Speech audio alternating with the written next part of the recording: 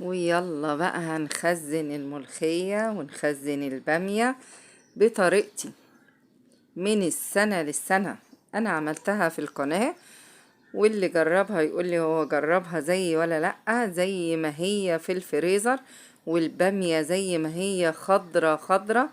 دي يا جماعة والله العظيم بطريقة المصانع الكبيرة جدا. طريقة البامية دي بالذات كمان فظيعة. هنا نزلت السوق بوريكم التفاح، كنت ناوية اعمل بيه حاجات يعني في نفس اليوم، فان شاء الله خليها مرة تانية.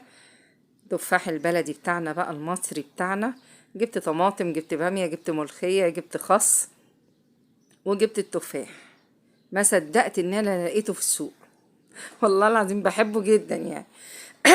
هنا الملوخية غسلتها قبلها بيوم طبعا ونشرتها من بالليل كده، وحطيتها على على الفوطة على المطبخ ونشفت وبقت زي الفل اهو.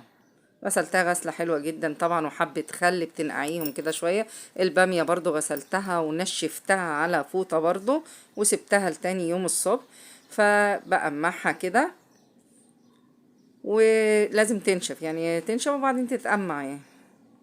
فانا خلصتهم كلهم كده على يعني كيلو، يعني يعتبر ده كيلو، ما جبتش كتير عشان تشوفوها. بس انا لسه عندي في الفريزر والله من السنة اللي فاتت، تحفة وجميلة، بس انا قلت برضو لازم اوريها لكم يعني.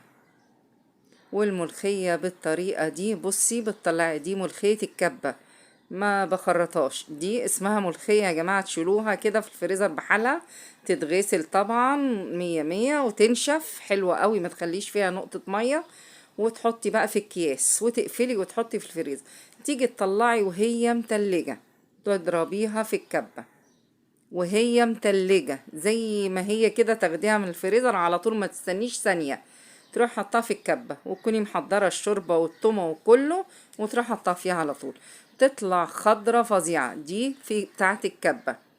انا ما جربتهاش كده بالطريقة دي في المخرطة، يعني ما جربتهاش قوي في المخرطة، بس تحفة وجميلة جميلة.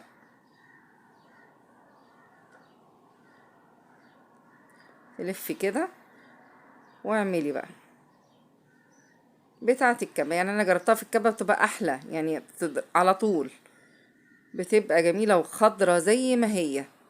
جربيها وشيلي بقى، وتبقى الحاجة عندك في الفريزر جاهزة، وتطلعيها على طول وتعملي. وممكن كمان تضربيها برضو وممكن تعمليها برضو في الخلاط، بتبقى برضو حلوة يعني. في ناس جربوها برضو في الخلاط بيقولوا حلوة يعني. فدي انا بعملها، بطلعها كده من الفريزر. بصوا طلعوا واروح عاملاها في الكبة على طول، طلعوا حبة حلوين.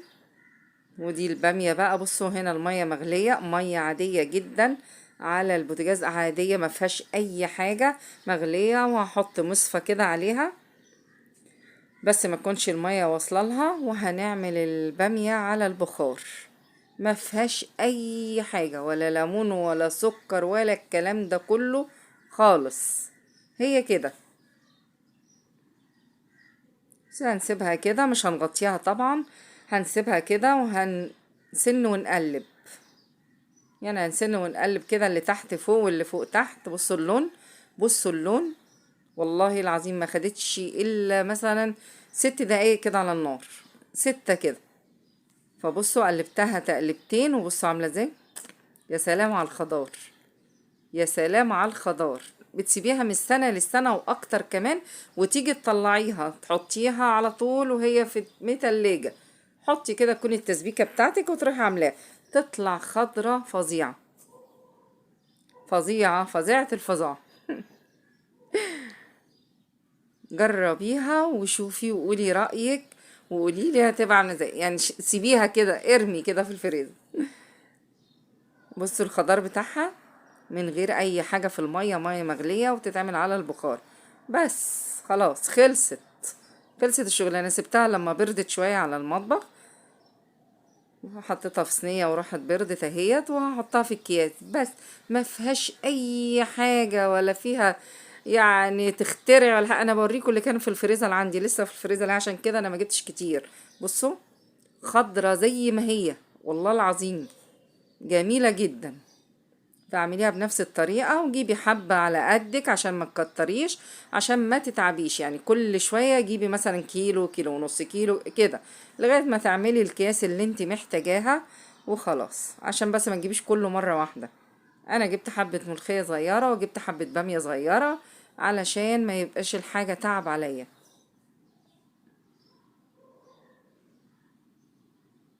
بس كده، هما كيلو اصلا، فانا عملتهم على كيسين. مفهومش، مش عايزه اعملهم يعني كتير ولا حاجه، لا هم على كيسين حلوين. بس كده هطلع الهوا من الكيس وخلاص وهربطه بس. احلى باميه ممكن تاكليها. وارمي بقى في الفريزر، ارمي. هي والملوخيه فظاع، جربيها بنفس الطريقه، مش هتندمي، هتبقى حلوه جدا جدا وخضرة جدا جدا. انا لو في وقت هعمل ان شاء الله، يعني بعد كده اعمل ملوخيه قدامكم وتشوفوها، اطلعها قدامكم واعملها.